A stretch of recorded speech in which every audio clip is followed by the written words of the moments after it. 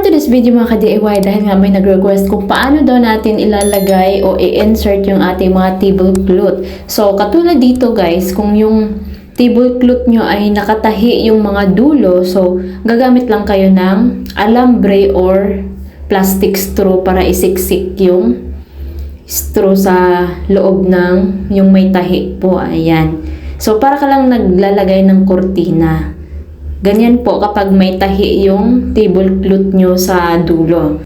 Ayan, kung gusto nyo mas easy siya, so kailangan may tahi yung dulo ng tablecloth nyo. Kung walang tahi, so pwede nyo ipatahi sa mga mananahi, yung may mga sewing machine. Ayan. So, pwede rin mag-DIY lang, kayo lang mismo ang mano-mano magtahi sa dulo. Kung sa bahay lang naman kayo gagawa ng mga backdrop nyo. Kung pang ano naman talaga, pang event, so kailangan magpatahi. Ayan.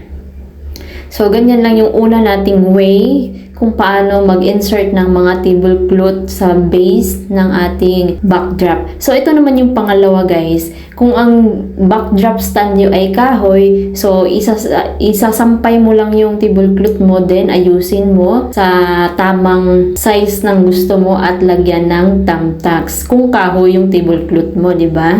So, isasampay mo lang siya, then lalagyan mo siya ng mga thumbtacks. Kapag yung tablecloth mo naman ay may tahi, so pwede mong gawin yung una nating ginawa na gagamit ng plastic straw at alambre. At ito naman po mga ka-DIY yung pangatlong paraan natin. Kung sobrang haba ng tablecloth mo or wala ring tahi, so ganito din yung gagawin nyo. So, hatiin mo lang yung tablecloth mo, hanapin mo yung center ng tablecloth. Ayan. Hanapin mo yung center. Then, yun yung isasampay mo dun sa base ng inyong tablecloth. So, ayan. So, ayan, ilalagay na natin yung ating hinati na tablecloth dahil ano siya, nasa 6 yards. So, para malagay natin siya, so isasampay lang din natin siya. So, yan yung center ng ating wall backdrop. Then, isasampay lang natin yung center ng ating tablecloth. Ayan. Then, aayusin natin yung left and right niya. Ganyan.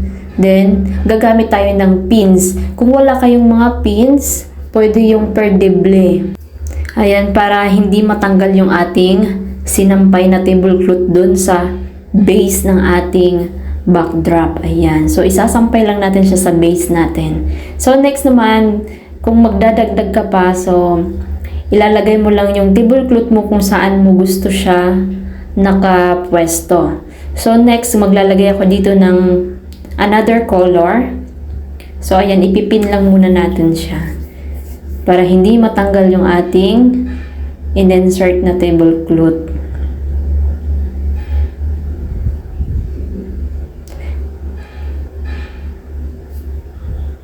So, ayan na siya, pin na, hindi na siya natatanggal. So, i-insert na natin yung pangalawang kulay. Kung gusto nyo pa mag-insert ng tablecloth, so, igaganyan nyo na lang siya, isasampay ulit yung center ng tablecloth nyo.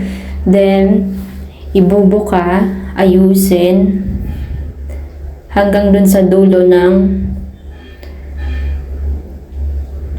wall backdrop natin. Ayan.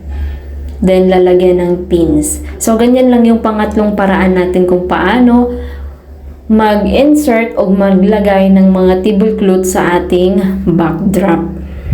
Kung meron pa kayong mga katanungan, mga ka-DIY or request na ipapagawa sa akin, so huwag kayong mahiyang mag-comment dyan para magawa natin ng mga tutorial. Masagot natin yung mga katanungan nyo.